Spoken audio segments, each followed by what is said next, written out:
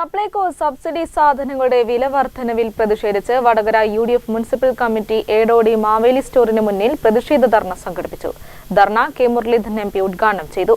സപ്ലൈകോയുടെ നിലവിലെ അവസ്ഥയെക്കുറിച്ച് ഇന്ന് മുഖ്യമന്ത്രിയോട് ബോധ്യപ്പെടുത്തിയിട്ട് കാര്യമില്ലെന്നും മുഖ്യമന്ത്രിയെന്നും രാത്രിയിൽ EDA സ്വപ്നം കണ്ട് ഞെട്ടിയുണരുകയാണെന്നും കെ മുരളീധരൻ ആക്ഷേപിച്ചു.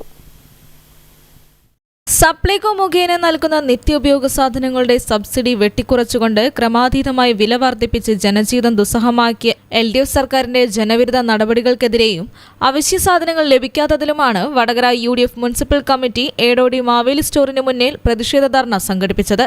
ധർണ കെ മുരളീധരൻ MP ഉദ്ഘാടനം ചെയ്തു. പൊതുമാർക്കറ്റിലെ അതേ വിലയാണ് നിലവിൽ സപ്ലൈകോയിലും മാവേലി സ്റ്റോറുകളിലും. സബ്സിഡി സാധനങ്ങൾ ലഭിക്കാത്ത ഇവിടങ്ങളിൽ എന്തിനാണ് ജനങ്ങൾ അവശ്യ സാധനങ്ങൾ വാങ്ങുന്നതെന്നും കെ മുരളീധരൻ ചോദിച്ചു.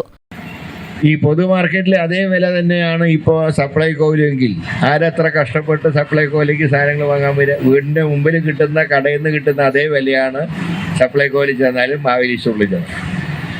മാവേലി സ്റ്റോറിലാണെങ്കിൽ പല ദിവസവും പഞ്ചസാരയും കിട്ടാനില്ല. അപ്പോൾ ഇങ്ങനെയൊക്കെയുള്ള അവസ്ഥയിൽ ജനങ്ങൾ പൊറുതിമുട്ടുക. ഒരു പരാതി പറയാൻ ചെല്ലുമ്പോൾ ഭക്ഷ്യമന്ത്രി പറഞ്ഞത് എൻ്റെ വകുപ്പിന് തരുന്നില്ല, എനിക്കും പരാതിയാണ്. പിന്നെ ആരോടാ പരാതി പറയാം?